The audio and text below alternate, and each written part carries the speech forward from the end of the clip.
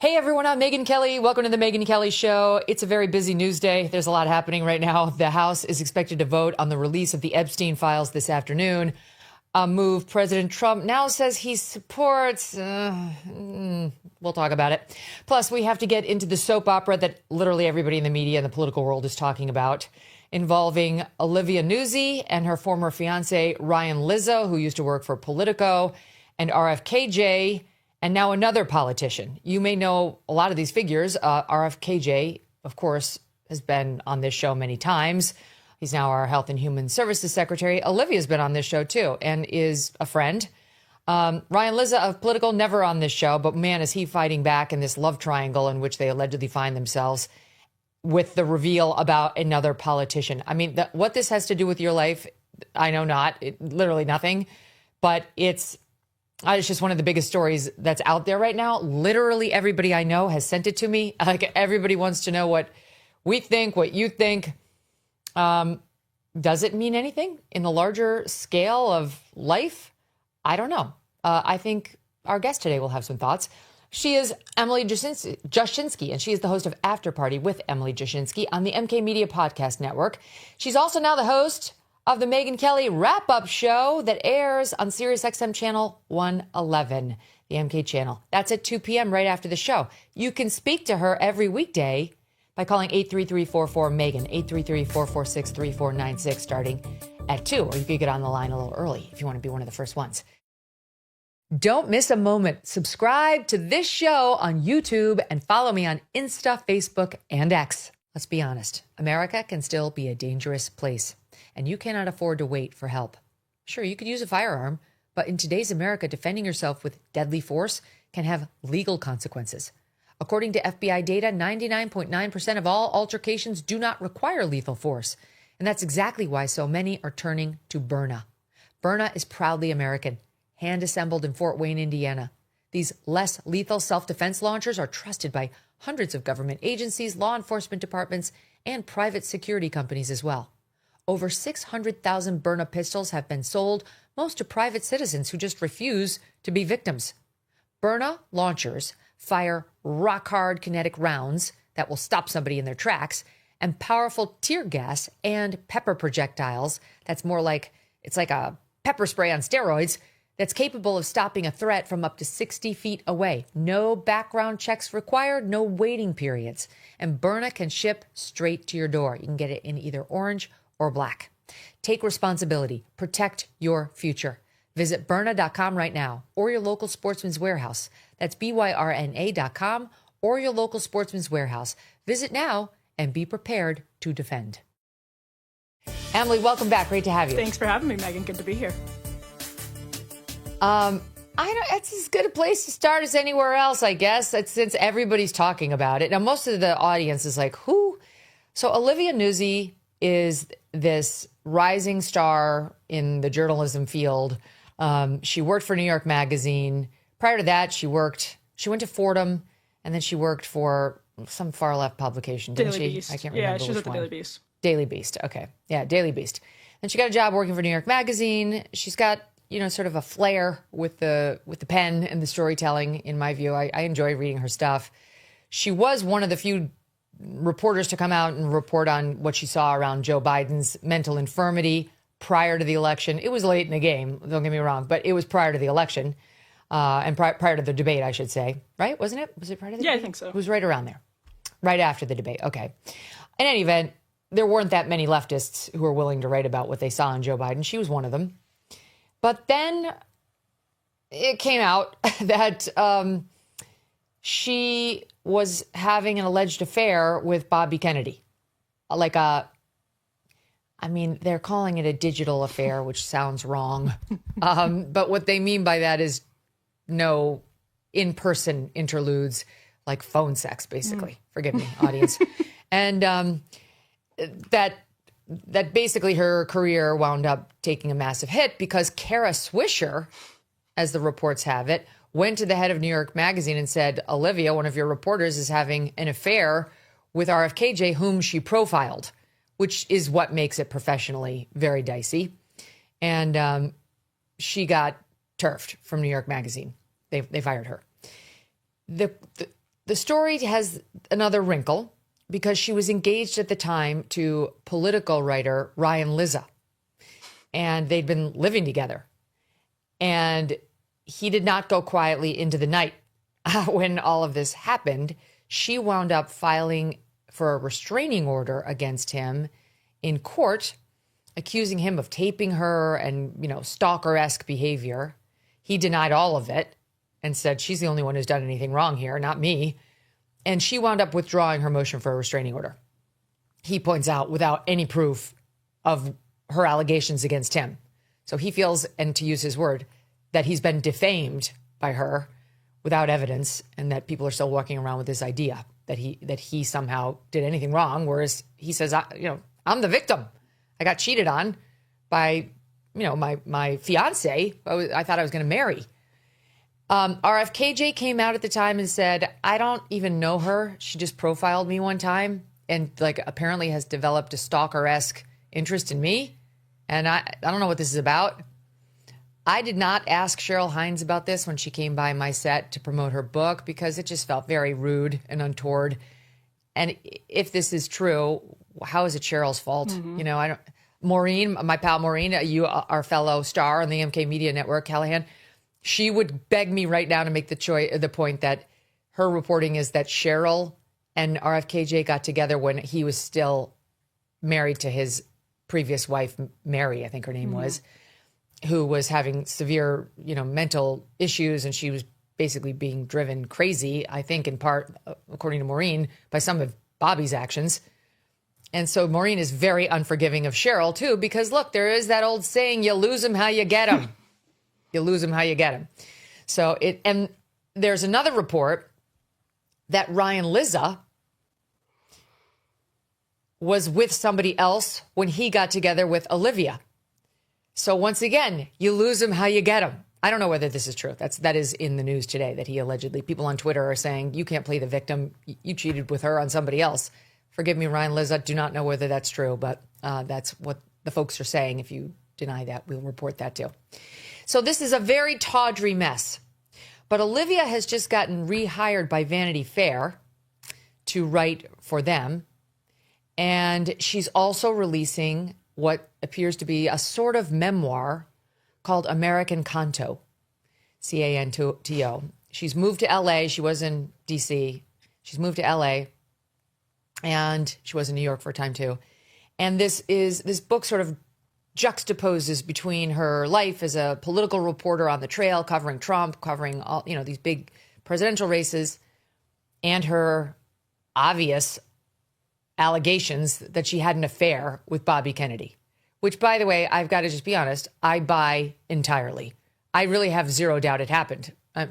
For the record, I have to tell you he's denied it, but it's just ridiculous. It's so detailed. She'd have to be a true lunatic to say all this because she would get sued so quickly for defamation.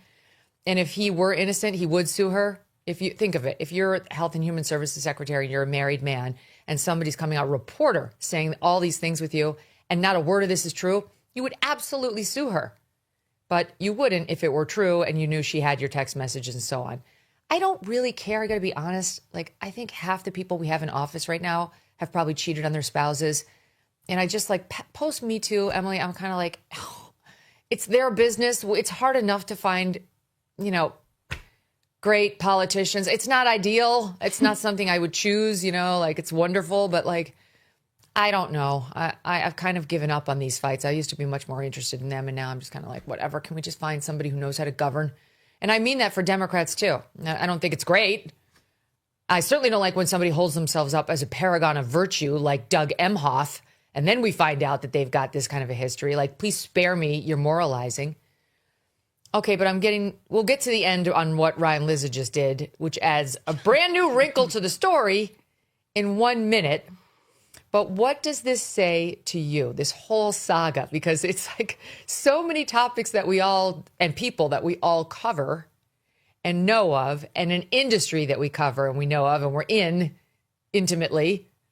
And And it just like, it's all anybody can discuss. So what are your thoughts on it, EJ? Well, this is obviously a sort of an amplified example of the kind of thing that happens behind closed doors, and sometimes not even behind closed doors, in Washington, D.C., in New York, Los Angeles, among very powerful, wealthy people. But I think everybody understood that this was a messy relationship. Certainly everybody in D.C. seemed to understand that this was a messy relationship as it was happening. Ryan Lizza had kids. He's much older than Olivia, and it all just seemed like tornadic the way that they got together and carried out their relationship. But listen, like where I'm from, these would be people you wouldn't want to babysit your children. These would be people that you wouldn't want, around your family or your kids, because the behavior here is just grotesque and sad. And I think, Olivia is talented enough to seem interesting and to sometimes mistake self-indulgence for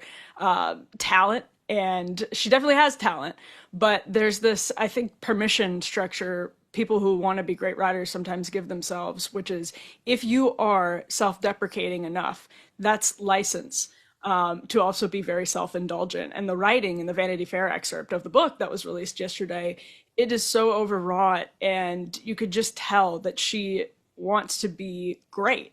And I think that's good that somebody wants to be great. She's certainly talented, but I also think younger women, I think Olivia and I are roughly the same age, have been taught that this pain is in some way, and the suffering is some way art in and of itself, and is talent in and of itself. And I just hope she gets better. I hope Ryan Liz's family gets better, but I also doubt that, because the arc here seems to be going towards something even worse. And based on the allegations that Lizza unfolded in the Substack yesterday.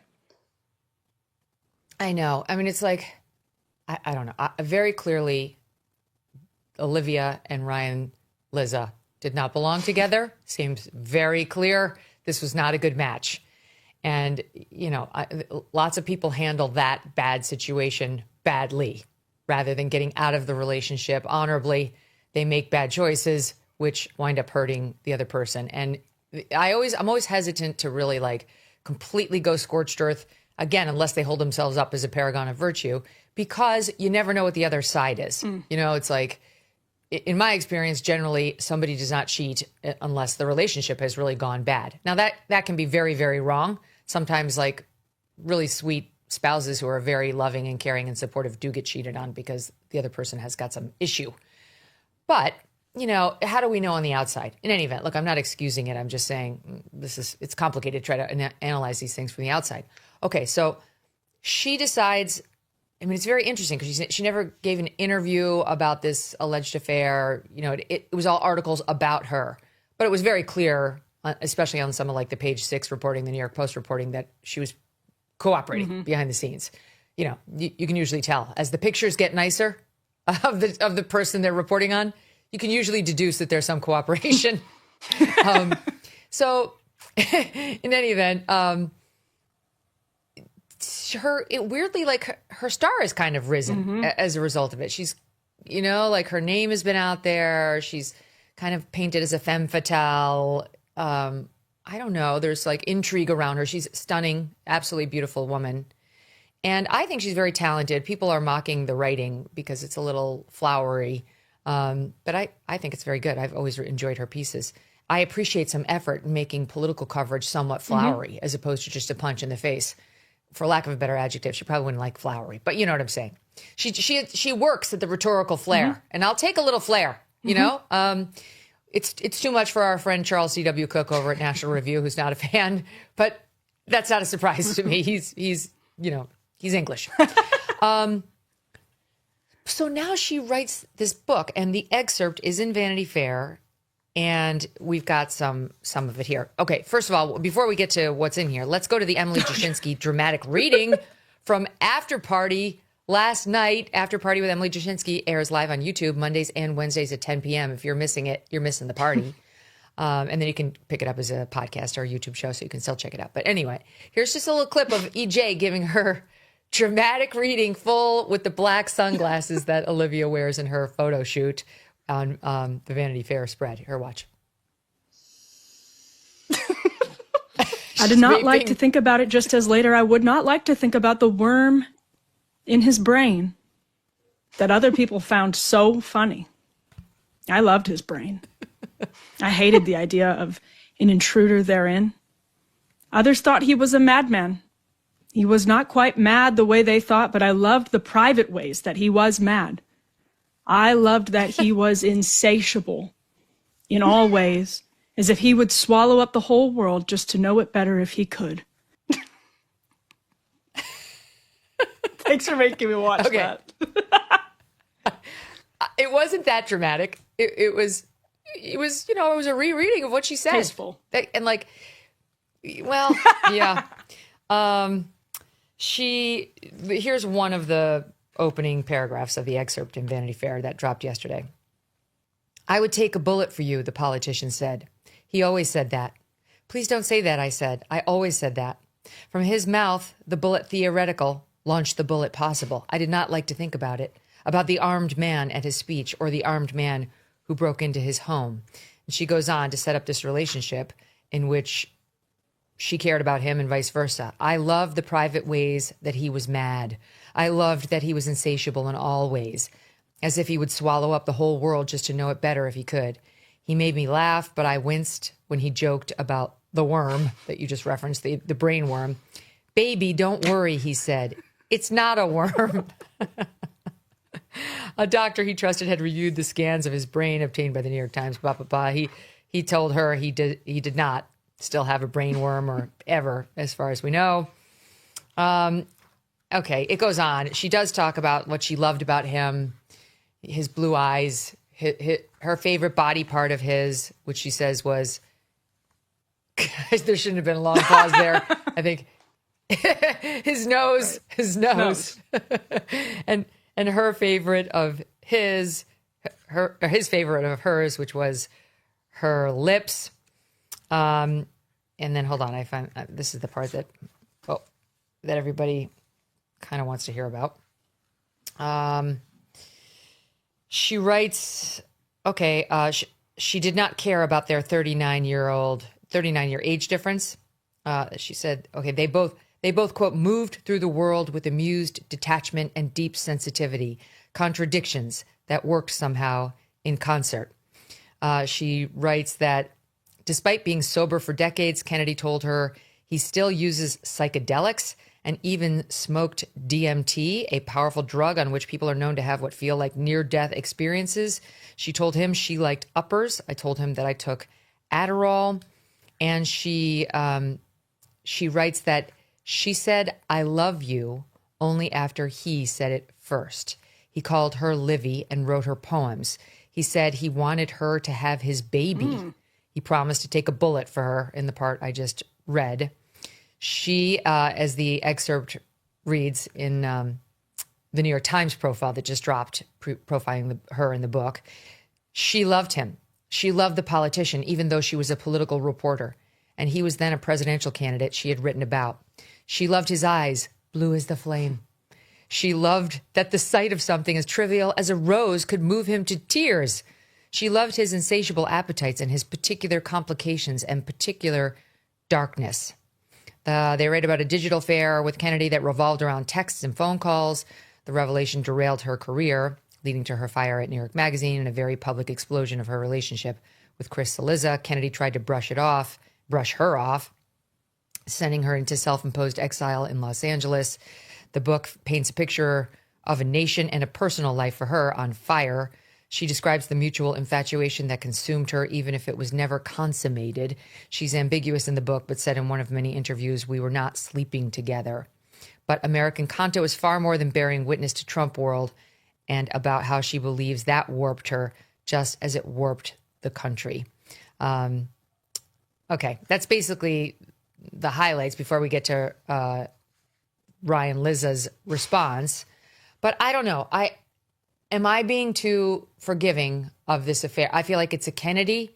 If I married a Kennedy, I would not be expecting fidelity. I know maybe that's wrong. Honestly, especially if when I got together with the Kennedy, he was cheating on his existing wife. Honestly, what do people think? I just, if you're going to marry somebody who's cheated on other spouses and you're cheating with him when you fall in love and then you marry, what do you think is going to happen? You know, it's like some people have these deals. This is not my deal. This is not what I want, you know, for my relationship, my children's relationships. But some people do have these deals where it's either implicit or explicit that they're going to look the other way. Mm-hmm.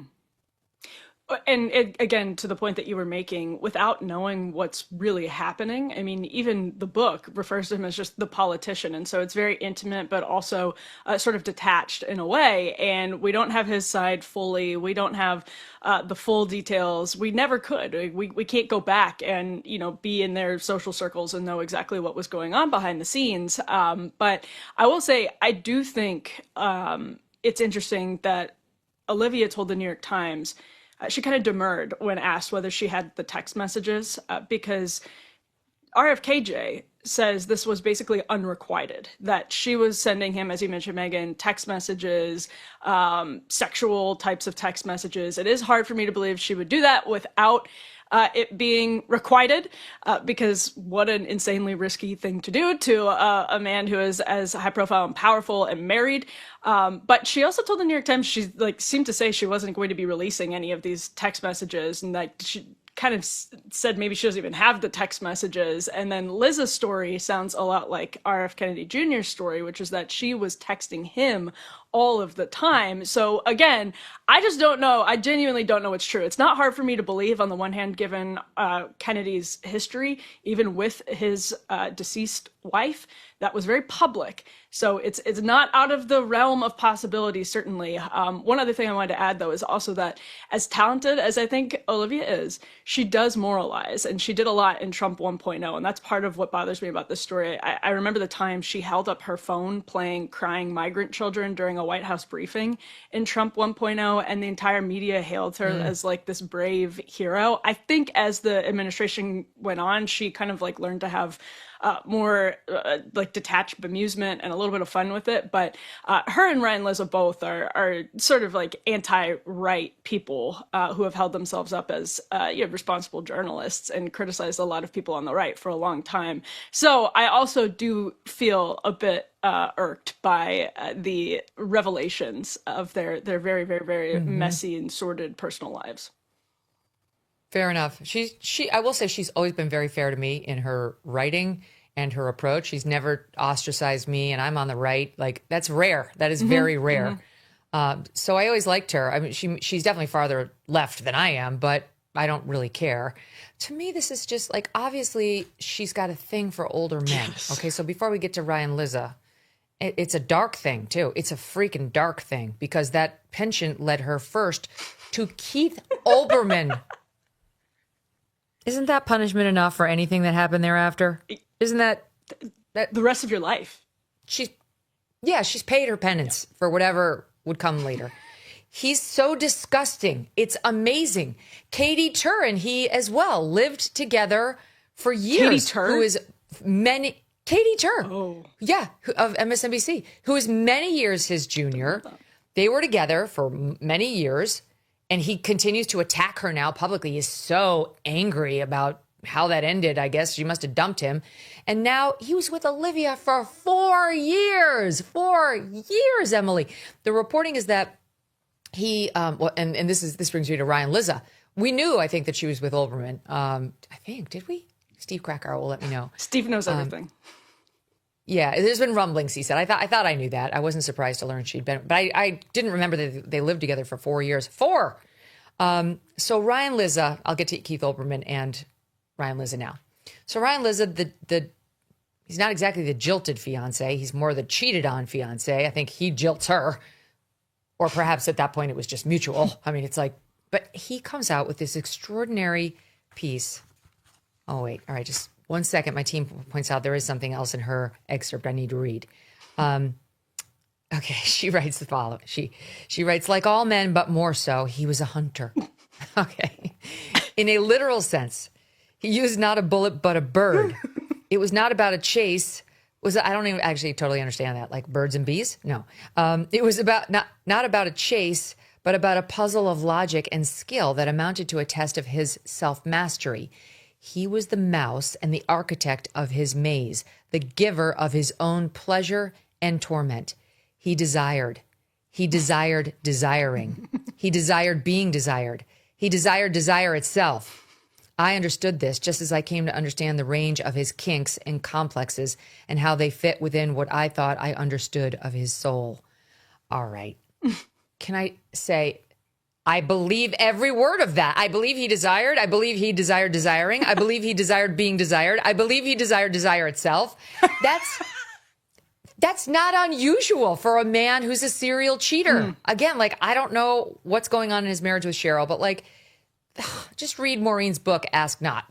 That many men who are unhappily married feel that. And the reason they don't act on it is because they're not monkeys and they have self-control and they took vows. And ostensibly, they, like Kennedy, may have a commitment to their faith, to Catholicism, to doing what is right, what is moral, and, you know, what is honorable. I mean, this is why Bill Maher says he never got married, because he didn't want to give up passion and desire, which he was convinced would go away after a few years of marriage. And he and I have had many behind the scenes debates about this, where I've urged him to accept from me that that is not something you have to give up when you get married. It's not the way it was in year one when you're first dating somebody. That's true.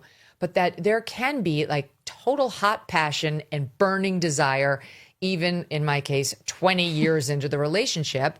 You know, and there are all sorts of ways of keeping that alive, which we can discuss in another show. But like, she's describing something that is probably real. I get that people think this is kind of cheesy, but it's probably real.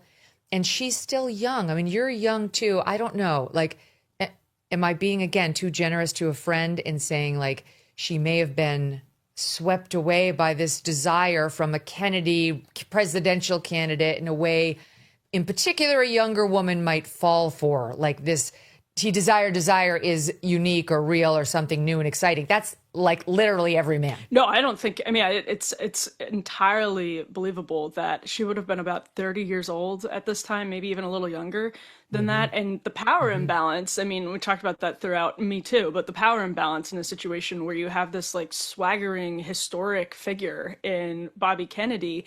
And I'm not saying Olivia fell prey to any like predatory situation. I'm just saying there's something, no.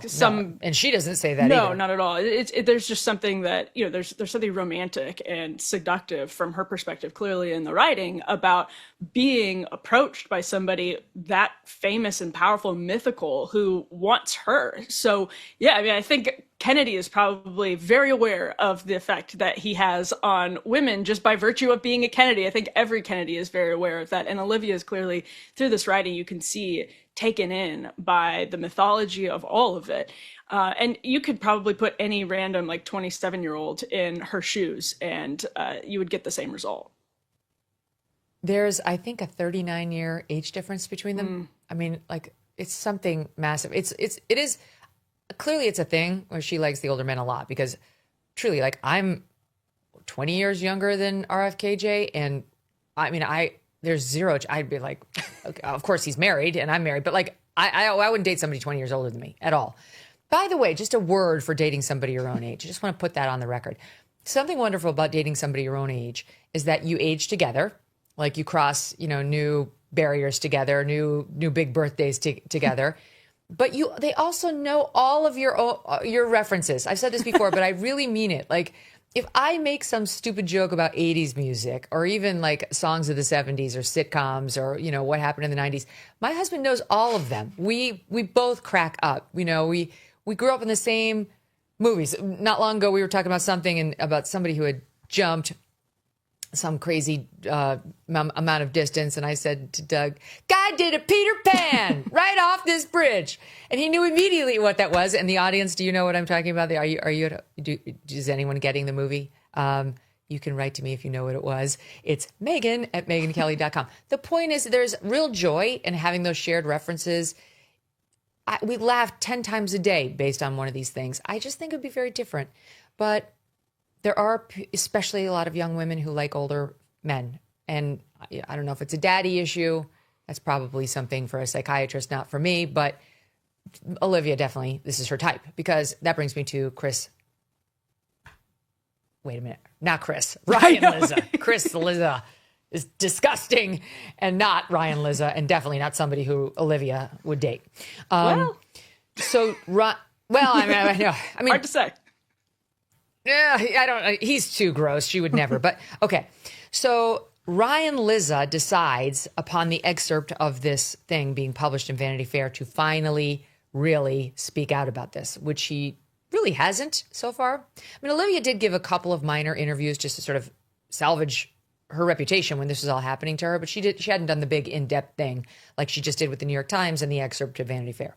So now Ryan Lizza has had about enough of this, and he decides on, he left Politico during this whole scandal, and he decides on his new, it's not Substack, it's a publication I hadn't actually yet heard of. What's it called, Steve? Telos. Oh, it is his Substack, but he just calls it Telos News. What does that mean, Telos? Is that a Spanish reference? I don't even know what that is. What is Telos? Telos. It's Latin? Oh, I went to public school. I don't understand that. I can't tell you what it means. Okay. Well, in any event, I'll ask my kids. They're a private school. They know Latin, or at least a few words. I learned a few in law, but not enough. Okay. So he is like, okay, bitches, it's time for me to pick up my pen because I'm a writer too. And here's what happens. The New York Post is writing this up. They say, Lizza, well, I mean, I read his piece, so actually we don't need to, I have it here, stand by. We don't need to rely on the New York Post, though they did do a good write-up of it. Where is it? I have so many papers. Maybe I left it in the other room. My God. I like how they went to the overhead camera so we can see all of your papers. It's like there's so many, there's so many affairs to keep track of. I don't have it all. Okay, in any event, I guess I left it back in my other room, but I do have the write-up on it and my team's write-up on it. Okay.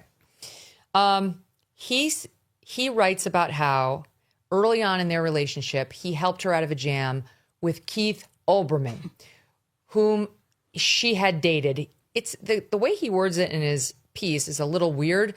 It almost makes it sound like she cheated on him with Keith Olbermann, but that's not it. She dated Keith Olbermann when she was very young, like 20, 21, and like new to New York, and lived with Keith Olbermann, or at least he paid for her studio apartment, and points out like he lavished thousands of dollars upon her. Keith Olbermann's now gleefully confirming all of this, saying, oh, I was making tons of money at the time. We were together 4 years. That's 4 birthdays, 4 Christmases, 4 anniversaries. What was I supposed to get her? Like a Kmart gift card? Like, okay, you're super important, Keith Olbermann.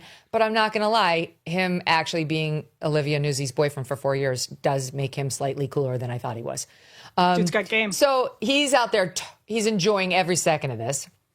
And Ryan Lizza writes about how she came to him, Olivia did, and is like, please help me, clean up this mess that I made with Keith Olbermann. And he did. I'm not exactly sure how they needed to do it, but she needed to get away from him. She didn't like Keith Olbermann when all was said and done. What a shock.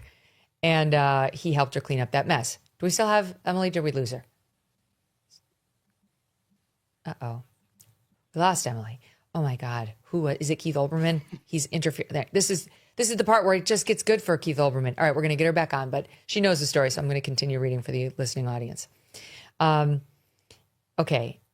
And then Ryan Lizza writes as follows, that there was a period in their relationship where he uncovered a secret love letter on hotel stationery after she returned from covering what he thought was just the presidential race in 2020. She was on the road. He thought she was just doing like presidential politics coverage. And he finds a secret love letter she began to pen but did not yet complete on hotel stationery. And it was not addressed to Ryan. It was addressed to someone named Mark. It went on to like have some kind of corny lines like, quote, if I swallowed every drop of water from the tower above your house, I would still thirst for you. She had written in this note dated March 5th, 2020, according to Lizza. Their home, he noted, Had no water tower. Oh God, this is so sad. Why do we know this? Why are we knowing any of this?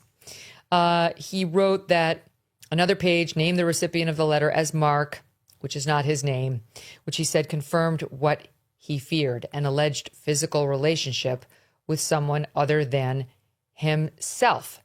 By early 2020, he, Ryan, and Olivia had signed a contract to write a book on the presidential race, he says.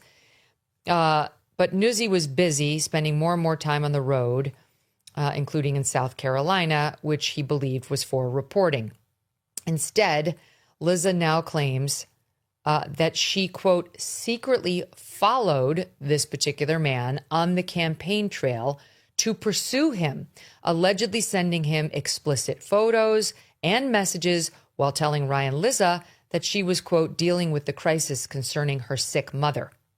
He says she admitted to him that the relationship with this man intensified, ultimately leading to a sexual encounter at his home the night she went dark and stopped answering messages from Liza. And he finishes his piece, stand by phoning his agent and delivering the news. Quote, "We have a big problem," he recalled telling the agent. Quote, "Olivia is sleeping with Mark Sanford." Mark Sanford was a presidential candidate back in 2020 who made news because he was caught cheating on his wife with a different woman, which became the big story. Remember, he went like hiking with her on like some Argentinian trail or something. I can't remember the details, but it was all over the news, and he had been considered a front runner, and then it just killed his chances. But back in 2020, people weren't responding to this kind of news the way Trump did. You know, it was like fake news, screw everyone. And then people looking the other way, like pretending not to believe it.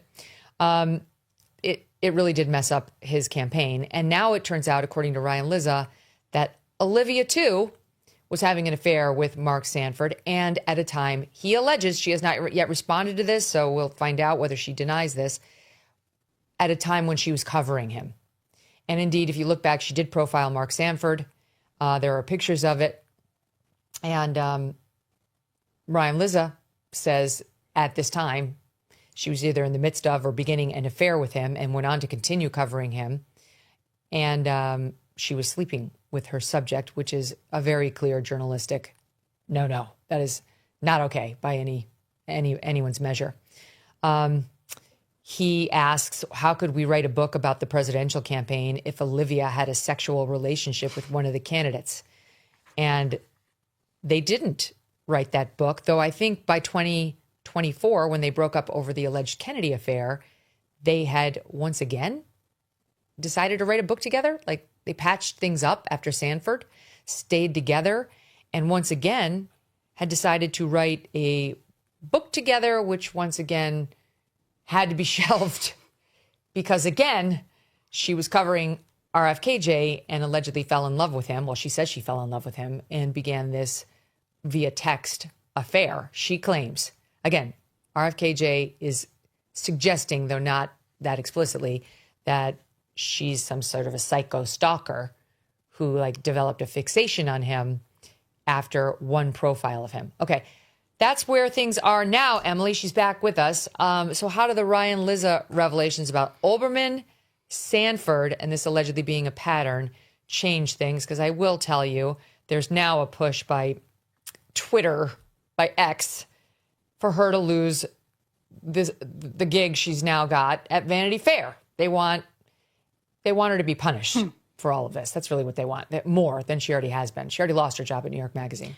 Well, I think that's dumb. I mean, she's an essayist. I think her title with Vanity Fair is West Coast correspondent, something like that. And she's an essayist. If she's not covering like the daily TikTok of Capitol Hill and campaigns and politics as someone who's like breaking news, then she's just going to sort of cover politics from a literary perspective, which I'm assuming is what the gig is going to look like.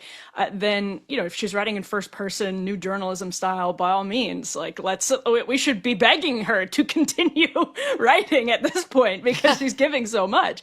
But Liza, I found just his revelation, which he also wrote in this like overwrought prose where he's talking about tinkering in the garden and tending to his bamboo and cleaning up Olivia's messes. He's really upset about the bamboo in the garden. He's trying to pull it out, and it keeps regrowing. I mean, you know, these are the types of people who just like love making like, I don't know. These are the types of people that think very highly of themselves. And Liza is the type of person here who thinks he is coming across in a way that repairs his reputation, but actually it is so profoundly unmasculine to treat a not great. No, I mean to treat a woman that you were with this way, to talk about how you didn't really want to get engaged to her, you just wanted to live with her and test her out, and then to say, well, you know, Olivia started this, I was going to be quiet about all of it, we agreed to be quiet about all of it, and then to go spill all of these details and to be the one who nobody would have known about Mark Sanford if he hadn't written about it. Like to be the man and to be the person who has to tattletale on this younger woman that you were in a relationship with despite having children and a family, you were living with her, and to blame her. I mean, it doesn't make him come across better. It makes him come across like a narcissist and immature, and there's something like deeply unmasculine about it. So I thought the Substack was helpful to that effect in giving us some insight into how he conducts himself. Not to mention, all of the men on X that I have read today are like, dude, this is not something you want to admit about yourself, that she had this affair, that you stayed with her, that she had yet another affair. You know, like it's not great. I understand that point, but like in his defense, I'll defend him. I think he's feeling extremely angry and betrayed because he did forgive her clearly that first time. And I'm sure it was painful to read the excerpt. He read it with a very different eye, I'm sure, than you and I did, and did not appreciate, you know, they're talking about her having RFKJ's baby and what she loved about him, his eyes and his nose, and how he said he'd take a bullet for her, and how his desire. I mean, can you imagine if you were her fiance, the anger that would be surging through your veins in reading that? Now, he says he's with another person now and that this new gal's great and he loves doing the Substack, and that's all good for Ryan. But I'm sure his anger led him to just say, fuck it, it's on. Like, I'm going to drop the bomb that I've been withholding, which is because this really, it does change things. I mean, honestly, it does change things to find out if it's a pattern, if it's true, that like this is the second presidential candidate that she's covered and slept with at the same time. Like, I'm not saying it's great to do it once. For the record, that I've never slept with the source. Just want to make sure I'm not making excuses for her, because this is something like, trust me, I've never slept with the source. But it's one thing, like affairs of the heart, people are unhappily married, but like a pattern, you know, and especially with like the older man thing. And it's like, I see the point people are raising, which is like, how could you employ her as a politics reporter at this point? She is, as you point out, West Coast editor for Vanity Fair, which seems fine. And I don't think for 1 second she should lose that position. Yeah, I agree with that. And I mean, the sad part of this is Olivia did lose her father pretty young, and you know, her also claim to fame was parlaying a gig on the Anthony Weiner campaign, an internship on the Anthony Weiner campaign, into into a big essay. And so it just seems like she's been through a perfect storm of like personal and political and professional pain and weirdness. And I get that's sort of the poetry that she's trying to come across, that she's trying to make come across in the book, even calling it American Canto, this idea that her personal story has been woven with this really crazy decade, interwoven with this really crazy decade plus in American politics in a somewhat interesting and instructive way. But also, I mean, it's definitely, there's clearly something that personally is creating a pattern, and I hope that she gets help for that, because it's replicated itself a number of times now in a way that's it has hurt other kids. I'm sure Liz's kids have been really hurt by this. I'm sure Liza has been really hurt by this, and nobody deserves that. It sounds like he hurt them. And then they got more hurt. I don't know. I think even Liza is 10 years older than she is. Right? Like, At there's least, Overman, who is like decades older. Liz is at least 10 years older. RFKJ is almost 40 years older. Sanford's a lot older too. Like, I don't know. Somebody, I think it was Charles C.W. Cook tweeted out, or somebody tweeted out a picture, a headline of like Olivia Nuzzi in the White House with Trump and like three other figures. And he just wrote, uh-oh. It was just like, which was funny.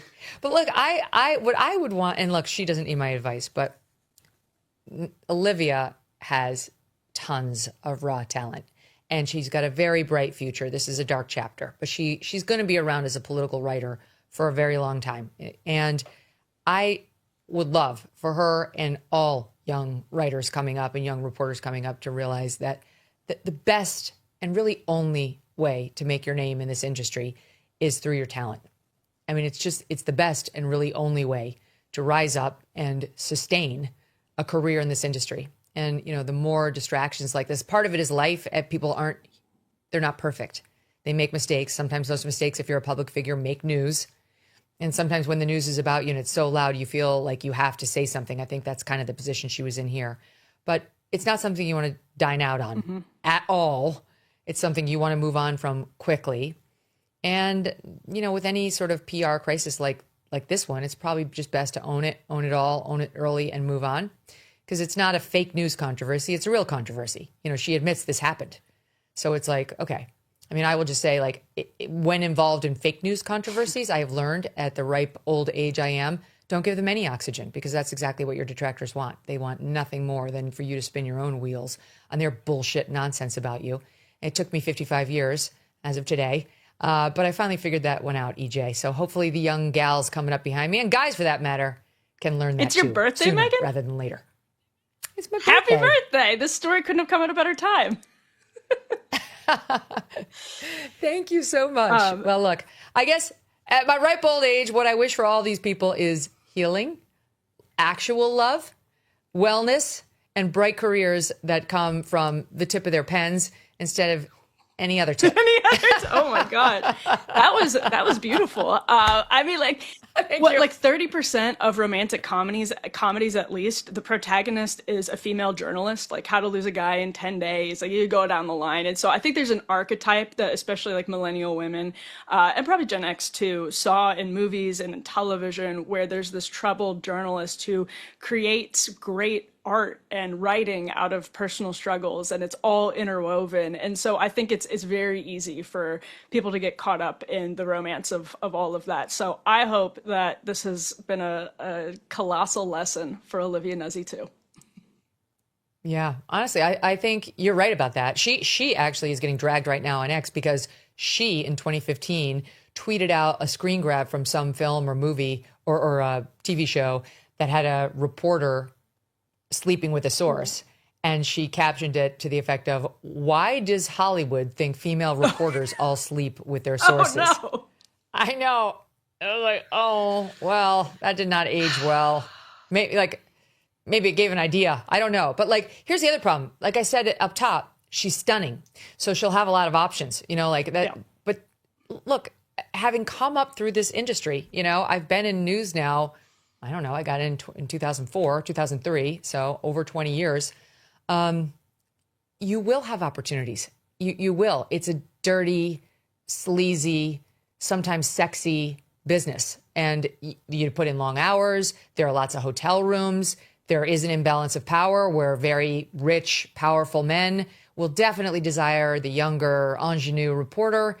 And you really have to know what your moral compass is going into it. You know, you have to understand who you are, what you will and will not do before any of that starts. Because, you know, once you head down that path, sort of trying to inadvertently blow up your life professionally, like in the industry that you've chosen to be in, and you want to make a name for yourself in, it is hard to recover. It's going to take a long time. You can do it though. Like I think she will come out of this because she is talented. If she sucked and she didn't have any writing talent and reporting chops, which she does, she wouldn't. But she does have those gifts. So I think the money's on her. I don't think this is going to hurt Kennedy at all. I don't know what's going to happen between Kennedy and his beautiful wife, Cheryl. It's probably not great. The details make it tough to deny, but like I said at the top, who the hell knows what's in somebody's marriage compact and what they're willing to overlook in the name of, I don't know what, I don't know, calmness, peace and serenity in one's life. There are some women I know who choose to look the other way when they know their spouses are cheating because they have kids. What are they they kind of feel like men are dogs, that some people have that in their heads. I hope that's not your future, Emily, and I'm damn sure it's not mine. I'm pretty sure it's not mine either. All right, lady, we're going to take a quick break and we're going to come back with some actual news as opposed to just news about the news reporters. And that will end today's edition of Days of Your Lives. Ever read the label on a typical bag of chips? It's often a science experiment of seed oils, MSG, artificial dyes, and mystery ingredients. Masa is part of the growing movement to bring back real food. Masa's chips contain just 3 ingredients: organic corn, sea salt, and 100% grass-fed beef tallow. Not only do these chips avoid the bad stuff, they also taste incredible too. Snacking on Masa chips is nothing like eating regular chips. With Masa, you feel satisfied, you feel light, energetic, with no crash and no bloat. And if you love Masa, then you will love Vandy Crisps too. Vandy, Masa's sister company, makes the most delicious 3-ingredient potato chips too. Ready to give Masa or Vandy a try? Use code MK for 25% off your first order at masachips.com or vandycrisps.com. Or simply click the link in the video description or scan the QR code to claim this delicious offer. Don't feel like ordering online? Masa and Vandy are now available nationwide at your local Sprouts supermarket. Stop by and pick up a couple of bags before they're all gone. All right, let's go. Isn't it great to be together? It's so great to see you! You're not alone. It's only the liberal media and the haters who want you to think that. We're in the majority right now. We're from Chicago. We flew in just for this. I was like, we have to go. And then after what happened to Charlie, I'm like, we definitely have to go. Don't miss your last chance to be part of the Megyn Kelly Live Tour. It's a very important time in our country, Megyn. Stand firmly. Do not waver on the truth. Next stops, Bakersfield, Anaheim, and the grand finale in Glendale, Arizona, featuring special guest Erica Kirk. I really genuinely feel like it's more important right now than ever, for all the reasons. And it took courage for all of you to come. The biggest thing we can do is be unafraid. So go get your tickets right now before they sell out. MegynKelly.com. Presented by Y-Refi and SiriusXM. Before we get back to Emily, this is just in my prompter. We have a breaking news video. Oh boy. From one astronaut to another, happy birthday, Megyn Kelly. What? Have No. you been? Have you been?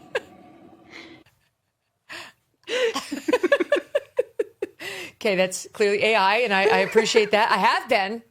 Actually, I've been. Yes. I, just like Gail, have been. Except I didn't have to ruin my career in order to get those accolades and then shame everybody for not seeing me as a heroine.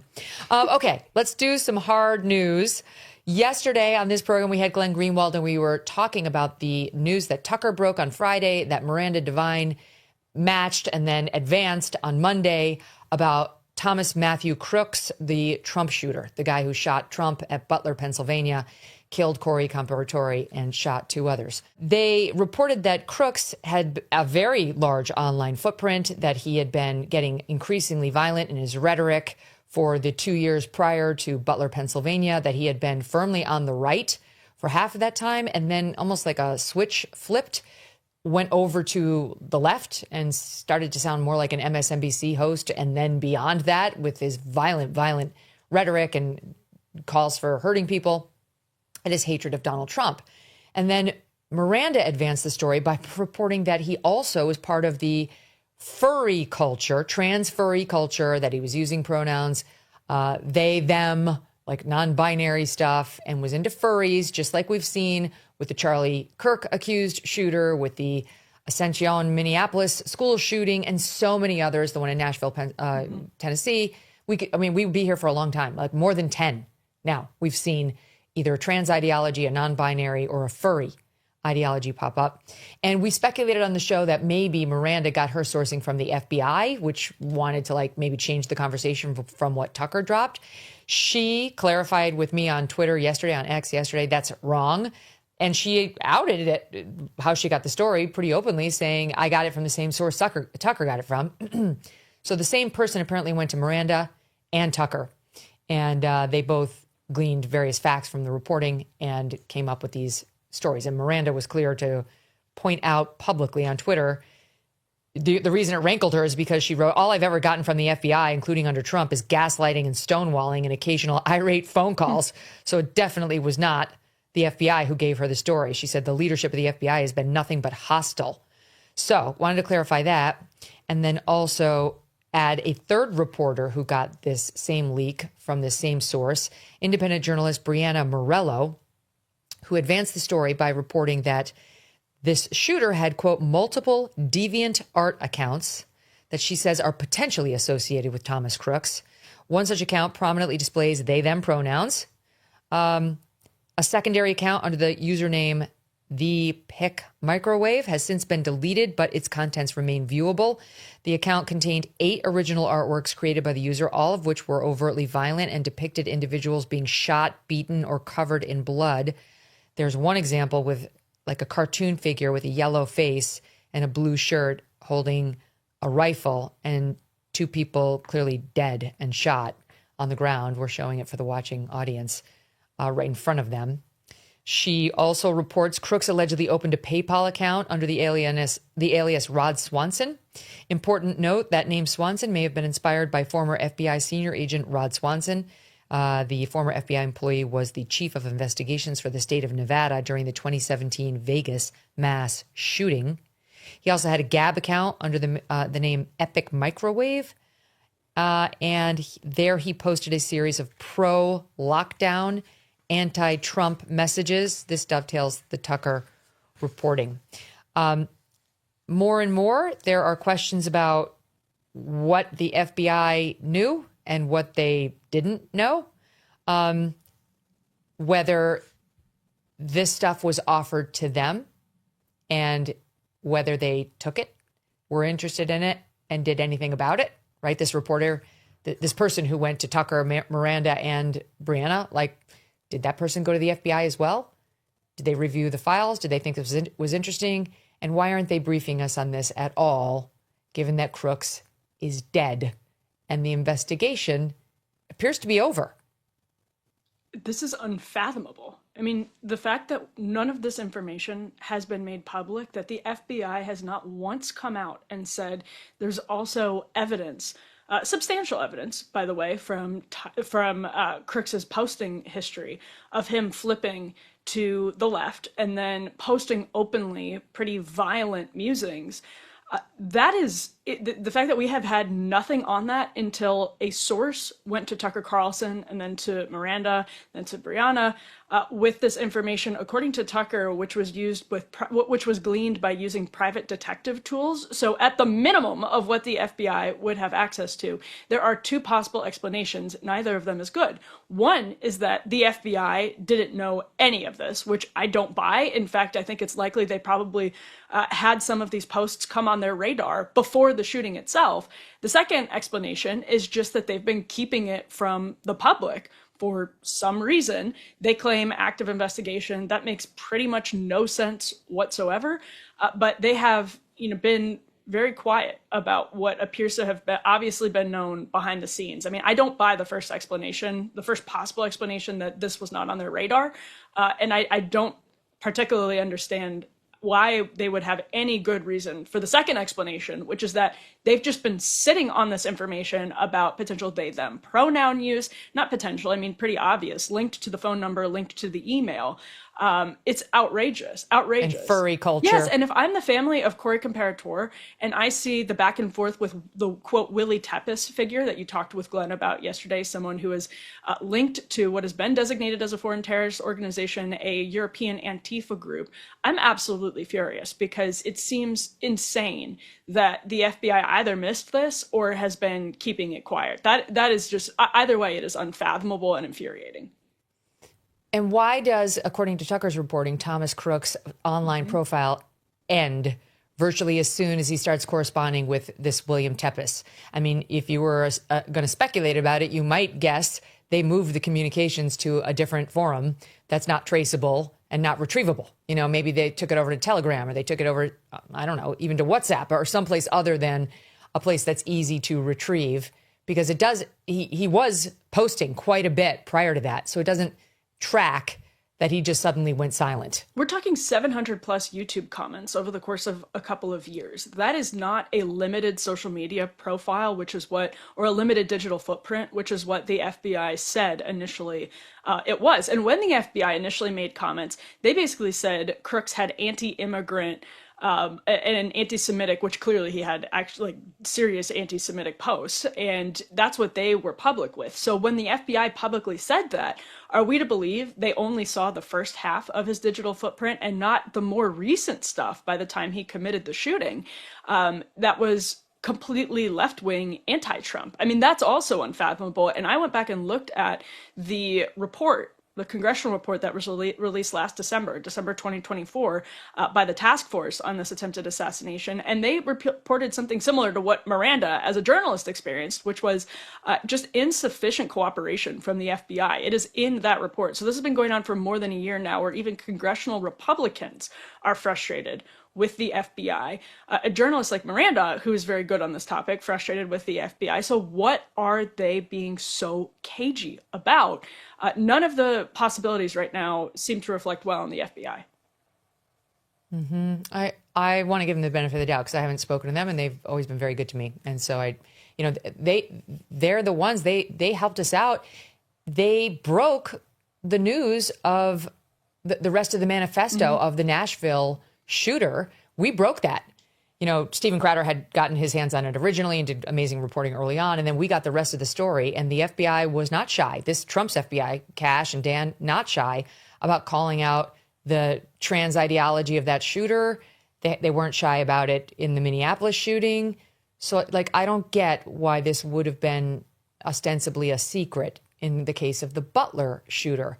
You know, maybe it's that they weren't able to actually verify it. You know, like, neither Tucker nor Miranda nor Brianna are saying, like, definitively we could swear to it in a court of law. It's 100% Thomas Crooks and his social media. But it seems clear that it is. Like, they've gotten us one stop short of that. So maybe that's the FBI's hang up. Like, they're the FBI and they can't say it publicly unless they have it. Like, they've got it nailed. I don't know. But the whole thing, there should just be an openness. Like, ideally, Cash will give an interview, or Dan will give an interview where they just answer the questions about this and say, we did know or we didn't know, and this is why we can't run with that. You know, they have a different standard for reporting than those of us in the podcast world do, and that I understand too. So put a pin in it, more to come. And of course, this was the Biden FBI. Yeah. So that, I mean, it's possible that they're still, like, raking through the muck of the Biden FBI and trying to get to the bottom of what happened themselves. I guess so. Just, it's hard to believe there's a bigger case to look through at the FBI than the Butler shooter, the guy who tried to take out Trump. Like, Trump's now president. There's more reason than ever to figure out who did it. And if there's somebody else behind it, we need to know that ASAP. Trump's not, like, less controversial today than he was in July of 2024, and certainly not less powerful. So I don't know. I don't know. Okay, let me keep going because there's other news to get to. We talked also with Glenn yesterday about how J.D. Vance is now getting attacked. Of course, he's going to be even worse than Trump. Trump, you know, was he really a racist? But J.D. Vance is definitely a racist. He's an anti-Semite. He's associated with Tucker Carlson, who everybody knows is an anti-Semite and a Nazi. Mark Levin told me so. And they're trying to, like, wrap that around J.D. Vance now because they're friends and he hasn't condemned Tucker. You're a long time waiting. He's never going to condemn Tucker. I hate to disappoint Tucker's critics. Mark my words, J.D. Vance will never condemn him because he's not a dick. He is going to stick by his friend. And I don't think J.D. Vance thinks that Tucker is an anti-Semite or believes any of the things that people are saying about him. And he's not going to say something he doesn't believe. Okay. But he is standing up, like he's actively standing up for Tucker's son, Buckley Carlson. Now, there are two Buckley Carlsons. Tucker has a brother named Buckley who I think is 2 years younger than he is. And then Tucker named his son Buckley. And that son is working for J.D. Vance in the comms shop.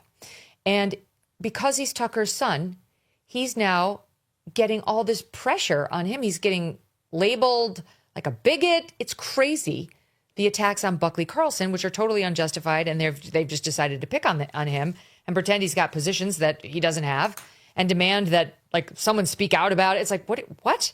So I'll give you an example. There is someone who calls herself a journalist who goes by Sloan Rackmuth, and she has decided to, according to J.D. Vance, he posted this, obsessively attack a staffer in his 20s in JD's office. He's talking about Buckley Carlson because JD goes on, she does not like the views of his father. JD goes on to write, every time I see a public attack on Buckley, it's a complete lie. And yes, I notice every person with an agenda who unfairly attacks a good guy who does a great job for me. Then this podcast host, Daniel Mail, responds with, Mr. Vice President, Sloan Rackmuth asked if Buckley Carlson, your employee, shares the same affinity for bigotry that his father does. How should we interpret your answer? This woman, Sloan Rackmuth, has been really going after Buckley Carlson as if he's the sitting vice president. It's very untoward and nasty. And JD goes on. This Sloan describes herself as a defender of Judeo-Christian values. Is it a Judeo-Christian value to lie about someone you don't know? Not in any church I ever spent time in. And then goes on to post this. I have an extraordinary tolerance for disagreements and criticisms from the various people in our coalition. But I'm a very loyal person, and I have zero tolerance for scumbags attacking my staff. And yes, everyone who I've seen attack Buckley with lies is a scumbag. So good for him. He's amazing. Like taking on these like online smear campaigns, you could argue it's beneath the dignity. I don't think so at all. I think it restores the dignity of the vice president's office. He's a young vice president. He knows that online does matter in some circles and it can drive narratives about people. And this is a totally innocent young man who's done nothing other than be born to someone the left hates.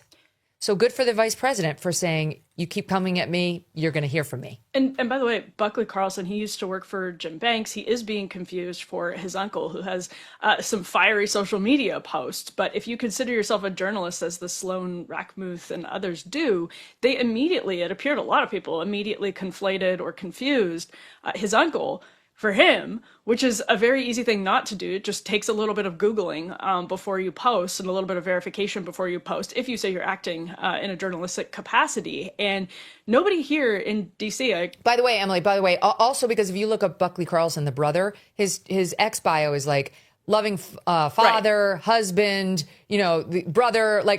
Clearly Buckley Carlson, the younger, is all but a kid. He's in his young 20s. He just got out of college. Like he almost certainly would not have the description that the older Buckley Carlson has. It wouldn't take much to figure out there are two people by that name. Right. And Buckley, the younger Buckley, worked for Jim Banks for a while. He's been in D.C. and nobody in conservative circles in D.C. has a bad word to say about Buckley Carlson. Everybody likes Buckley Carlson, who works for JD. In fact, that's how you end up working for the vice president, is that people think you're a good guy and they slot you into that role. So it's just completely ridiculous. And I think part of the reason Vice President Vance has stepped into the mix here is that he recognizes what this is actually about and is nipping it in the bud, because he recognizes that for years to come, as you said, Megyn, there's going to be a guilt by association drumbeat of attacks on Vice President Vance because of his relationship with Tucker Carlson. And that's what this is actually about at the end of the day.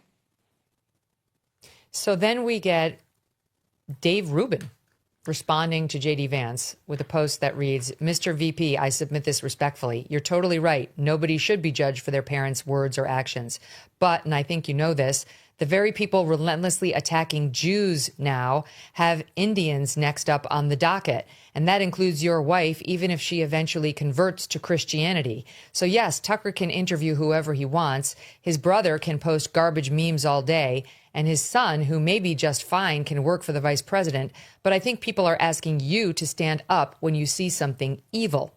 While I know you are trying to hold an increasingly fractured coalition together, you were elected to be a leader, not follow the whims of the trolls. And since they eventually will turn on your own family, at some point you might want to get ahead of it. Those are my 2 cents, and I'll continue to defend all the good things you and President Trump are doing. Something that this crew of people never do.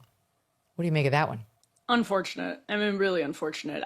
It's just the vice president has relationships with people, as every single person in the conservative movement does right now, by the way, who disagree with them on the issue that is Dave Rubin appears to be talking about right now, which is the question of Israel. And there are some people who believe criticism of Israel from Tucker Carlson's guests, and some people will say Tucker Carlson himself have flirted with open anti-Semitism. And then there are people who disagree with that. And, I obviously disagree with a lot of the overinflation of that label, because I think we learned over the last 10 years that when you inflate labels like racist and bigotry, when people are having good faith disagreements, you end up cheapening the word itself, which is rightfully stigmatized in the United States of America. We have fought, people have died to make bigotry something that is deeply stigmatized in the United States. And so I think people are allowed to disagree about that, of course, but people find themselves right now in these really fraught personal relationships that they're working out on their own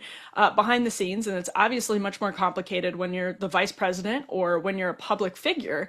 But Dave Rubin knows that. Dave Rubin absolutely knows that. And I just think too often it becomes virtue signaling along the lines of the same thing that we saw over the last 10 years from the left. And I do feel like this post from Dave was a kind of verging on public virtue signal.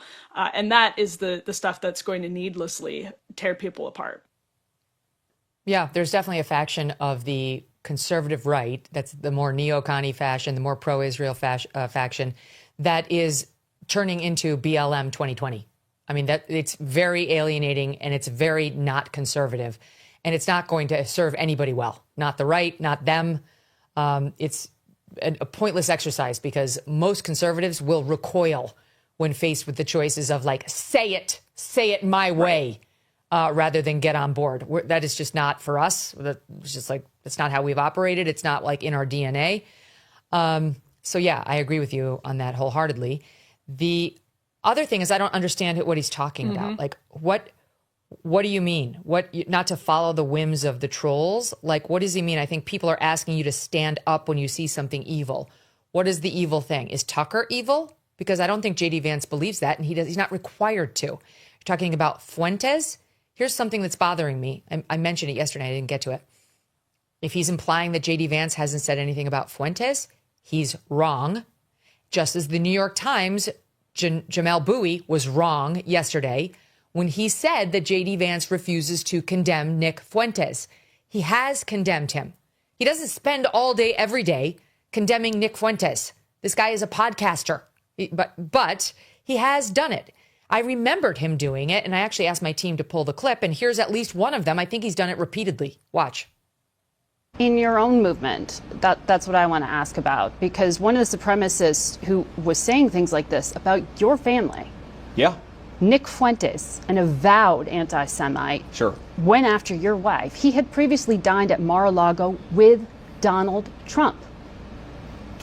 Does this have any room in your movement, in the MAGA movement? Of course it doesn't have any room in the MAGA movement. And of course, you disavow him and this. And of course, Donald Trump has criticized this person. Look, I think the guy's a total loser. Certainly I disavow him. But if you ask me what I care more about, is it a person attacking me personally, or is it government policy that discriminates based on race? That's what I really worry about. Disavow, total loser. That was as recently as August of 2024. What more is he supposed to do? Is he supposed to, as the vice president, monitor daily the podcast, do a podcast in rebuttal? It's really, let's face it, about his friendship with Tucker. That's what it's about. That's 100% what it's about. And it's not, and even beyond that, it's about his willingness to engage with people like Tucker Carlson, who are pushing the boundaries of what is acceptable conservative Republican Party foreign policy, and to ask really deep questions about that. And listen, I actually completely understand, as someone who's been fairly critical of our relationship with Israel throughout the last couple of years, completely understand why the Jewish community in the United States of America is frightened by the growth of Fuentes's platform. I understand that. We are within the generation of people who lost family members in the Holocaust. There are living Holocaust survivors right now to this day, and they are very, very understandably sensitive, especially as the algorithm picks up on Fuentes' world and all of that and starts churning it out and pushing it in your feed and amplifying it. So completely understand the sensitivities, but it just in the same way that the right asked the left, people on the left, who, by the way, there are living survivors of Jim Crow, and there are people who are reasonably sensitive about racism in the United States, just as the right asked people on that side of this to be to act in good faith and to be judicious, as there were criticisms along the lines J.D. Vance just made about policies made in the name of affirmative action that were fully racist, and ideas coming out of people like Ibram X. Kendi that were fully racist, and Robin DiAngelo, just as the right was critical of the definition inflation of the last 10 years there. We should be demanding the exact same thing of our own side, because it only makes situations worse when you impugn people's motives by accusing them of being engaged in actual bigotry rather than good faith criticism. And if you genuinely believe that J.D. Vance falls into that category because Tucker Carlson did an interview you thought that was too soft with Nick Fuentes, despite the fact that in the middle of it, he did go in this back and forth with Fuentes about how blood guilt is not Christian. Now, I would have done the interview differently, but that part, I probably wouldn't have done the interview at all, actually, to be honest. But that part was actually pretty powerful, where he's debating Fuentes on ascribing blood guilt to people because of who they are. And that's not getting attached to J.D. Vance. I mean, it's all so ridiculous and really unfortunate. And you'd think that we would have enough distance from the woke movement of the last decade to see, to recognize some of that when it crops up on the right. Yeah. I mean, I feel like Tucker answered this when I interviewed him. I said, what do you say to the critics who say you should have gone tougher on Fuentes? And he said, do your own interview. Yeah. I'll give you his cell phone number. Like, go ahead and do it. I'm me. I'm Tucker. I do the interviews the way I see fit. That's a totally acceptable answer. Like, if you don't like his brand of interviewing, you don't have to click on his face. Tough shit, right? Like, he's not required to do his interviews exactly the way you require. Clearly, he has a very large fan base that loves the way he does his interviews. Like, if you don't like it, that's fine. You don't have to. But he doesn't have to change his interviewing style to appease his critics who, want him to ask exactly the following thing in exactly the following way. Of course, he's not going to do that. And they're like, oh, but he was tough on Ted Cruz. He was tough on Ted Cruz because he called Tucker an anti-Semite within the first 4 minutes of the interview. That has a way of sending you into a more offensive posture against your guest. I would have done the same. You know that feeling when you find the perfect gift? The one the person can actually use every single day? That's Cozy Earth. Their bamboo pajama set is unbelievably soft, lightweight, and cool to the touch. It's that rare mix of cozy and breathable, so you never overheat. It can be your go-to for quiet nights, at home, or weekend mornings. And if you really want to make someone's day, the Bubble Cuddle Blanket is next-level comfort. Plush, textured, and ridiculously soft. Whether it's movie night or just winding down after a long day, it's the kind of gift that instantly makes any space feel special. Their bedding and bath products are completely risk-free, backed by a 100-night sleep trial and a 10-year warranty. Black Friday has come early at CozyEarth.com. Use my code Megyn on top of their site-wide sale for up to 40% off, but these deals will not last long. So head on over to CozyEarth.com today. Use my code Megyn and wrap the ones you love in luxury this season with Cozy Earth. And if you get a post-purchase survey, don't forget to mention you heard about them from us. When you are buried in credit card and loan debt, it's human nature to put it off and say, I'm going to deal with that later. If that's you, here's something you need to know. Done with Debt discovered a little-known strategy that works in your favor to dramatically reduce or even erase your debt altogether. They can aggressively engage everyone you owe money to this fall. And here's why. They know which lenders and credit card companies are doing year-end accounting and need to cut deals. They even know which ones have year-end audits and need to get your debt off of their books. So consider getting started with Done with Debt now, this fall. Done with Debt accomplishes this without bankruptcy or new loans. In fact, most clients end up with more money in their pocket the first month. Get started now while you still have time. Go to donewithdebt.com and speak with one of their specialists for free. Donewithdebt.com. Okay, let's keep going because on a somewhat related note, Dasha Nekrasova, who is one half of the Red Scare podcast, which is, she's awesome. She's been on this program many, many times. The two of them are amazing. Just got canceled. For the listening audience, Dasha is the half of Red Scare that is the actress. She's been starring on she did star on the show Succession, which is about, loosely based on the Murdochs, and she played a PR agent who kind of was dating Greg, the ne'er-do-well nephew of the powerful family patriarch. In any event, she's great. She's very talented. She's been on other shows as well. These two were also reportedly the characters that the two daughters in the original White Lotus were based on. There's one daughter, it's Connie Britton's character, and she and her friend go on a trip with their mom, Connie Britton, and they're based on Dasha and Anna. And it's so amazing because one of those characters was played by Sydney Sweeney. So it's like everything's connected. In any event, she's fascinating, very interesting. She's from Belarus, and Anna, her partner in crime on Red Scare, is from Moscow. They both came over to the United States when they were kids, but they have a healthy appreciation for authoritarian countries and crackdowns on free speech and how important it is to say like the most outlandish things and just test the limits of that First Amendment. Like, great. It's wonderful to be in a place where we can have these very provocative conversations. Well, some fucker who goes, his name is Brown. Is that his full name? I'm reading the Hollywood Reporter piece by Seth Abramovich, which is very good. The guy's name seems to be Brown. He's 36. He was once an actor. Didn't have a lot of success, but did have a role in 2012's hit comedy Project X. Never saw it.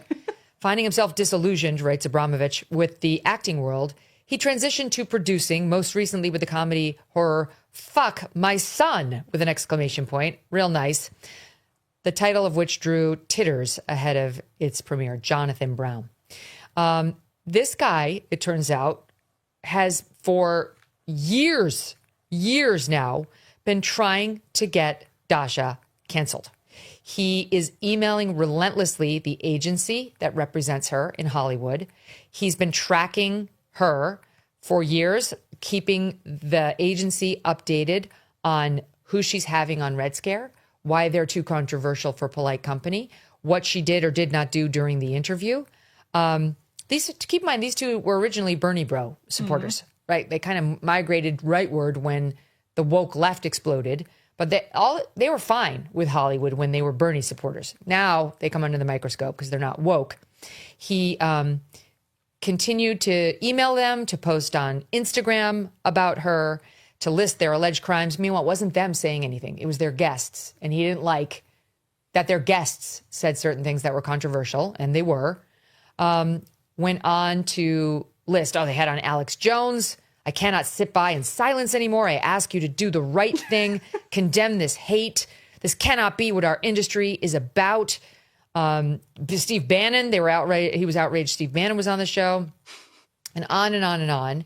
And then like expanded out the people he was targeting, including this movie producer who had just cast Dasha in his movie, writing, "Be careful. She just did a podcast with Nick Fuentes." This is in October. Didn't make any news. Yep. There was no scandal the way there's been with Tucker. Bad idea to be associated with anyone who is openly pro-Hitler. Okay, so what? She's now pro-Hitler because she had Nick Fuentes on? And the producer responds, "Oh, wow. The other producer," this is a quote, "is Jewish and is friends with her. I don't know her." When news broke that her talent agency, Gersh, dropped Dasha at this guy Jonathan Brown's nonstop insistence and harassment, Brown texted the producer again, "I hope you find an excellent actress to replace her." "Yes," responds the producer, "she is being replaced right now." So her agency and the movie have dumped her. She so far has declined to comment on it, other than she retweeted this article I saw and said something like, can a girl just do a podcast? Something to that effect. This is insane.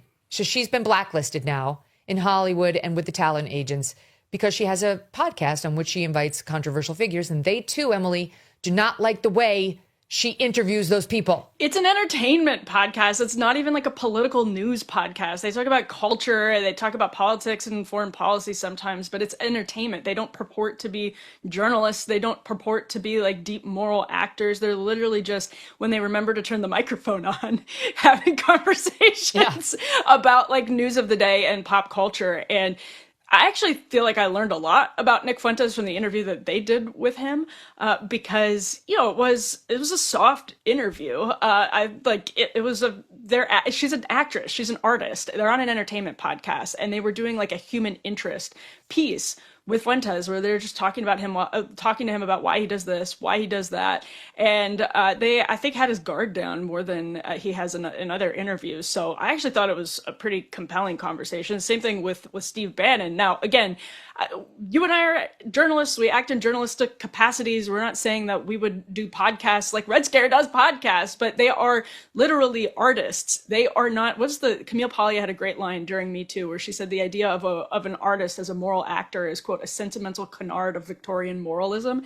And this idea that that should go up on our first segment. Beautiful. That's how we should have started this show, right before we got into the affair chapter. It's right, but it's like this idea that people who are, Can you say it again? Can you say it one more time? The idea that I'm paraphrasing the first part, but the idea that an artist has to be a moral actor is, quote, a sentimental canard of Victorian moralism. I think she wrote that in the Hollywood Reporter in the middle of the Me Too movement. I've never forgotten it, because it so well describes how the left has tried to shift our expectations of what we see from actors in popular culture. It's one thing to hold a politician to that standard. It's one thing to hold a journalist to that standard, but it gets even more ridiculous when you're holding an actress / podcaster to that standard. And by the way, one quick point on that. There are people who listen to Nick Fuentes who are not actual bigots. And that is one of the interesting things about Dasha, who does listen. She's a Catholic convert who does listen to Fuentes and references Fuentes. You can actually learn a bit about the appeal that Fuentes has with some younger, non-bigoted people, which, again, I don't listen to Fuentes. I'm not listening to America First. It's just not happening. But there are people who do, and they are worth understanding, because they're looking for criticism. My theory is they're looking of some criticism of the MAGA movement from the right. And one of the only places they find it is in Fuentes. That's such a good point. Like, it is more important right now to figure out why is he so popular than to just try to cancel anybody who is trying to figure it out. Right? Like, why don't we stop and consider the mission that they're on? Like, why is he so popular? Why? And I know, of course, our Jewish friends are like, he hates Jews. Like, that's all we need to know. But it's not all we need to know, because like, there is a growing number of disaffected young men in particular in America who are really deeply unhappy and have been told they're to blame for all of society's ills.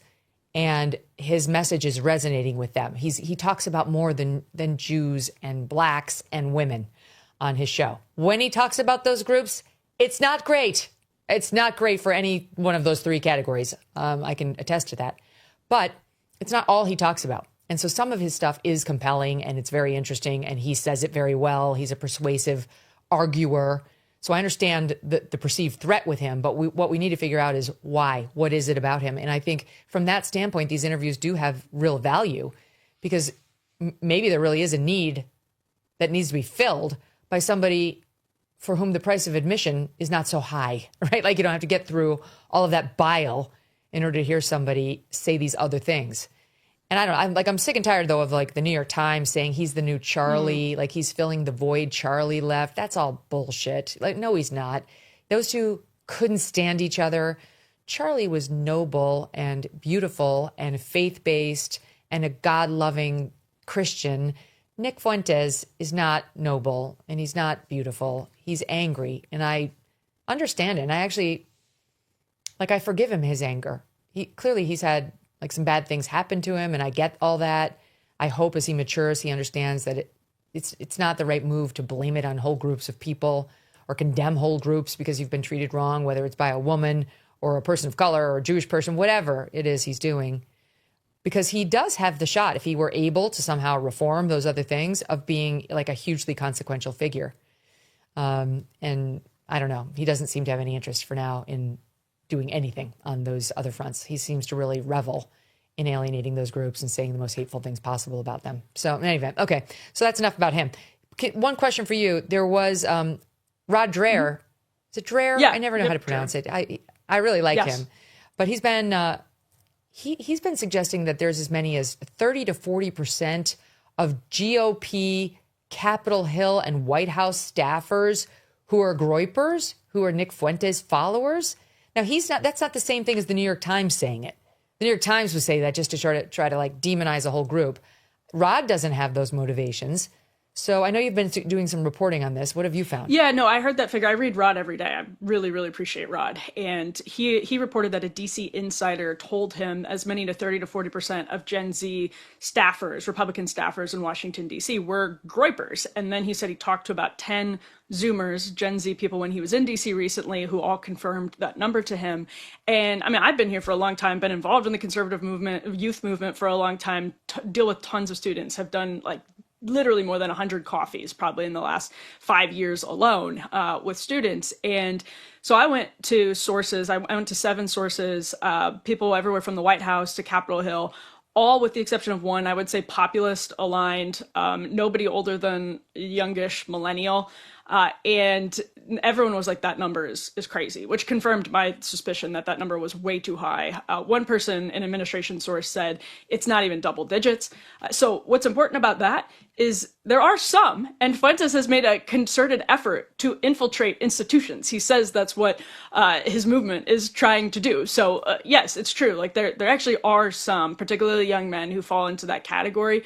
But I think that's why it's so important for people who are commenting on this to always show their work, to tell us how you got from point A to point B, how you said this person is actually an anti-Semitic, an anti-Semite. Tell me exactly what they said, why that is anti-Semitic, and how you got to that point. And the same thing should be done when you're making claims about who is what, because otherwise Fuentes wins. If everyone is like, yeah, 30 to 40% of staffers are groypers, and I don't begrudge Rod for saying that. He had people, he's a journalist, he had people telling him that. I just question that those sources are in touch with the actual kind of youth orbit in DC, because again, like I know people have said, why would someone go tell a journalist if they're a groyper? But that's not how this reporting was done. I was talking to people who would definitely know, younger people who would definitely know, and who I know and trust. They're good sources, populist sources, and even they were like, no. So there is some number of people, and that's why we have to be extremely careful about it. Mm-hmm.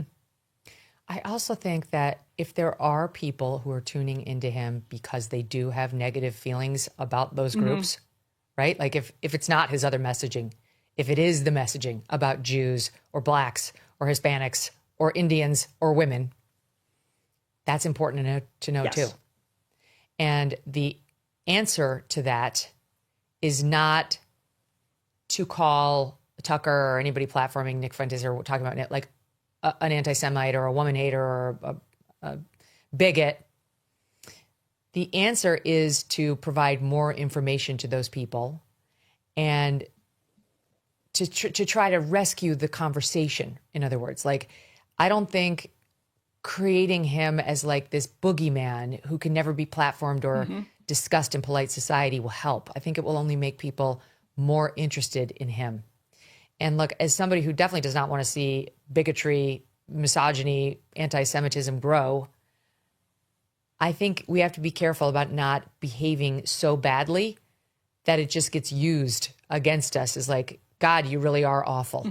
Like these female shrews are trying to shut him down and tell me I'm a bad person for listening, or because that's what they're doing. They're saying like, oh, Jews, didn't I tell you? And like it's getting used against them because they're trying to silence conversation. So like, I don't even play into it. Just like you can calmly and effectively say, let me tell you all the things that Nick Fuentes has said. This is who you're backing. This is who he actually is. I think that's very effective, as opposed to like trying to shame people, call names, deplatform or whatever, delegitimize. Just, you don't have to look far to find out what Nick Fuentes has actually said about all those groups I listed. It's a long list. It's not just Jews. He hates a lot of groups, or at least has hate in his heart for a lot of those groups. He's not shy about espousing it. In any event, that's a question of tactics. Okay, I have one thing I got to ask you about, because I know you've got to go because you got to prepare for the wrap-up show, but I got to ask you one thing. you being a young person and having your finger on the pulse on Capitol Hill of where young men in particular stand right now. Bill Ackman, he of the 400-paragraph tweet, has weighed in on the plight of young men in America today. And he has posted the following on X a couple days ago. I hear from many young men that they find it difficult to meet young women in a public setting. In other words, the online culture has destroyed the ability to spontaneously meet strangers. As such, I thought I would share a few words that I used in my youth to meet someone that I found compelling. I would ask, may I meet you? Who could say no? Before engaging further in a conversation. I almost never got a no. It inevitably enabled the opportunity for a further conversation. I met a lot of really interesting people this way. I think the combination of proper grammar and politeness was the key to its effectiveness. You might give it a try. And then he goes on to say, I failed to mention that this works much more effectively when you are, and I thought he was going to say, rich? A billionaire? I'm sure that it's something to do with your success. No, when you are moving in motion on subways, elevators, escalators, etc. So your thoughts, I don't know why, but your thoughts on Bill Ackman's love life advice to men your age. I love when Bill Ackman gives unsolicited advice every time. It's usually unsolicited, but that is the best type of advice from Bill Ackman, is unsolicited. The idea of going up to somebody and saying, may I meet you, with like a $50,000 Rolex on your watch, definitely going to work every single time. And that is my impression as to why Bill Ackman thinks that this line is so useful. The proper grammar part, like, what is he talking about? Nobody wants this, Bill Ackman. Who told Bill Ackman that this? I think it was probably because he was walking around like with a Rolex on and like Gucci loafers, and people were like, you may indeed meet me, Bill. Like, this is very Do you want to like help me like with my investments? Because I also would like a Rolex. I would like to know billionaires. I appreciate the thought of like politely being the one to reach out, right? Like that I'm in support of.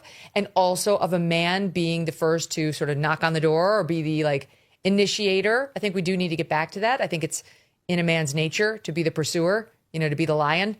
And women need to remember that. That's good for men and it's good for women. Like the men like to pursue and the women like to be pursued. And we should get back to that. That's great. It's a good dynamic. It doesn't have to be that way, but it's good.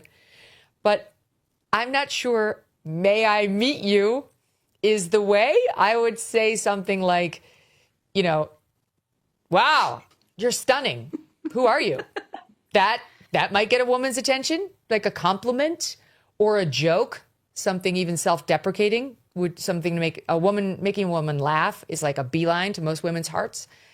May I meet you would probably project to me this person's going to be bad in bed. It's just, that might be where in my head, You just earned yourself like a 4,000 word Bill Ackman post on X about why he is actually very good in bed. And you could expect it to be highly technical. But I'm sure that is forthcoming at this point. By the way, meet people in your social circles. I mean, can't recommend that enough. Like the idea of like going up to a random person at a bar is what people do when they're trying to like sleep with someone, not have a relationship with them. But meeting people in your social circles is a great way so that you can avoid doing the "may I meet you" line. Anyway, you could actually just have some built-in trust that this person knows that person, and you have some social fabric that already ties you together. Just a tip. Yes, but I do appreciate him trying. I have to say, there really is a crisis with young men, and people are not meeting each other. They're not getting married anymore. They don't believe in marriage. Young women don't believe in marriage, according to the latest polls.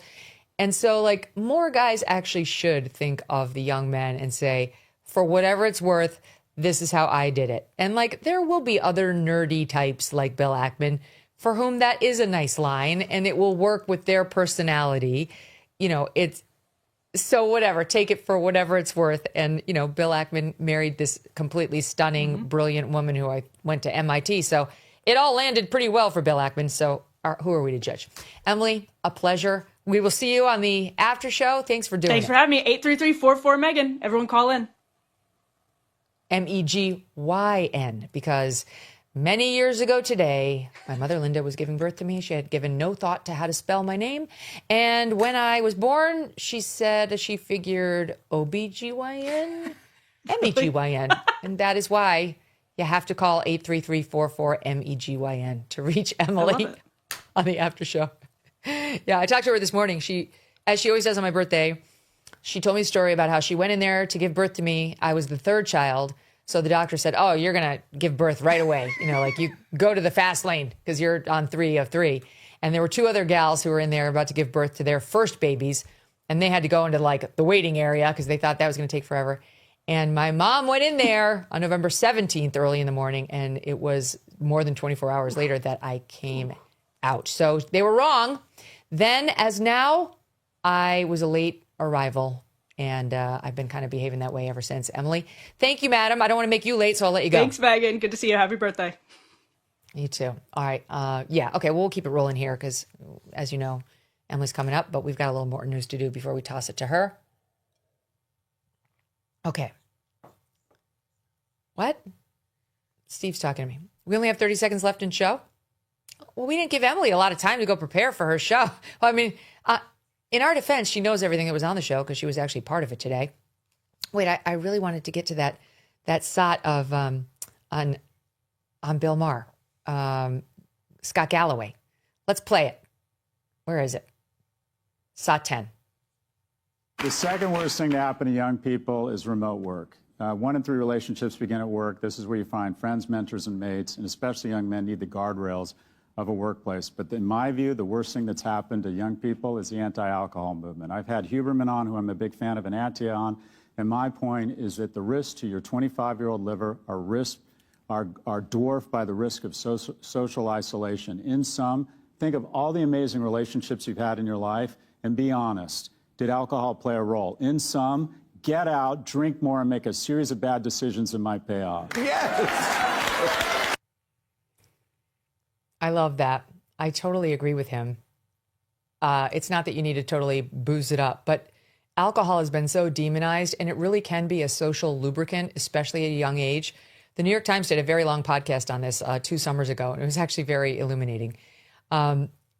We've gotten to be such teetotalers that we're like taking the fun out of everything. You can't have any processed food ever. No candy, no sugar. You can't have a drink or you're going to drop dead and also wind up arrested. It's like these young men are having a tough time meeting women. Thanks to COVID and other things, they're not doing a very good job of socializing in a way that leads to love and romance. And by the way, they're not having sex either. That's also been demonized. It's like if they need to have a couple of drinks, no one's talking about getting like fall down, blackout drunk, but if they need to have some drinks, have a good time, they're in stop guilting them. Stop guilting them nonstop about what they eat. Stop guilting them nonstop about what they drink and how they live. They're entitled to a little fun.